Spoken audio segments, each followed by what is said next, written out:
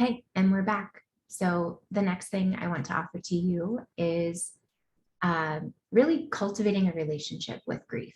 So I sometimes just say, to look at it.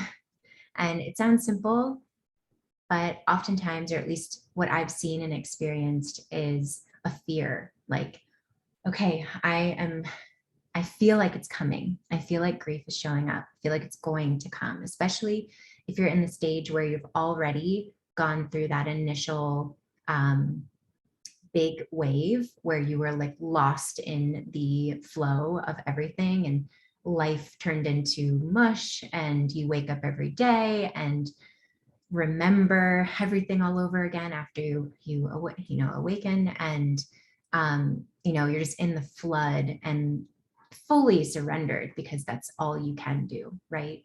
So if you're in that process right now, am just sending you some love and support and again, trusting that that will shift and trusting that what you're in is where you need to be and whatever you're doing is exactly where you need to be. um, and it's a beautiful process of really letting it move through you and letting life move through you in a way that um, is honoring a close relationship to reality. We have a lot of issues in our world where people are not comfortable with a relation, if reality's here, people want to be over here. So what you're doing by saying yes to grief is honoring a close and what I consider a truth-based relationship to reality. However, if and once you're not in that phase, there can be this like fear, underlying fear that that's going to happen again, and it might. And the truth is, we don't know what's going to trigger grief. It could be an Instagram post, it could be a TV show, it could be just memories, or dreams. My ex visits me a lot in dreams, and he will show up for like weeks on end, like night after night after night. And, so sometimes it's like, oh, okay, I need, it's time for me to like look at this and process it in a different way, or ask him to stop showing up like that. And, if you're ever interested in that, we can talk about that kind of level of working with it too, in terms of losing someone and someone being on the other side trying to connect with you. But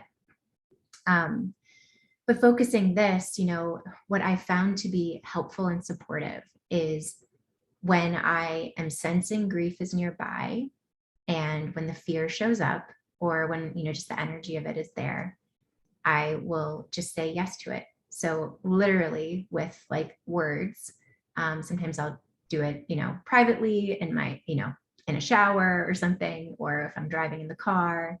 But find some space where you can be alone with yourself and, just, say, I say yes to this grief that I'm feeling. I say yes to allowing this to move through my body. I say yes to grief showing up for me. I say yes. I love and accept grief being part of my life, even when I'm afraid, this is going to take me out, even when I'm afraid I'm going to be underwater and overwhelmed. I love and accept that if grief is here, I'm meant to be with it right now. And I ask, you can ask, I ask that it tread lightly. I ask that I'm shown all the support I need to be shown right now to work through this. And I give myself permission to believe that I can honor this in a way that allows it to move through. I say yes to the grief. I call it up out of my body, mind, and spirit, and I release it for divine healing.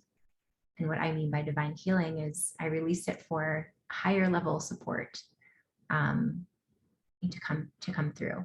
So there's that idea that what we resist persists. And then also, so kind of like what I said in the last video, if we're stuffing it, it's going to show up in other ways. There will be other things that occur in your life, that will make you grieve, that will make you need to grieve. So, just honor that, trust that, trust that if it's here now, you're meant to work with it now. And yeah, as you invite yourself to create a relationship with it, it doesn't have to be a scary thing anymore. And you're also allowed to be afraid too. So that's why I like to, when I'm, crafting statements for myself to move through some of these things. And, the power of saying these things out loud is truly, it's moving energy. It's utilizing your throat chakra. It's actually commanding your own inner will and, kind of moving things forward. So I'm a big fan of declaring, and I'm a big fan of utilizing your voice when it comes to healing. But, you're allowed to be afraid of it. You're allowed to still work with it. We're here to hold the nuance. Grief actually brings us into, again, the beauty of all of life. When we've experienced these depths of emotion, and one of my favorite teachers that just speaks on grief, Carla McLaren, which is, I have some quotes by her in this offering, and then at the end in resources, I link her book, the Language of Emotions, The Wisdom of Emotions, something like that. It is such a powerful book. I actually consider it like a Bible for me. So I go back to it all the time. But her section on grief, in particular, she speaks about it, dropping us into the river of all souls. I mean, it is like a very powerful alchemical experience. If you feel like you're being changed as you are grieving, you are. And it's incredibly transformative, and it is a beautiful human process, and it's an initiatory experience that we're meant to experience here.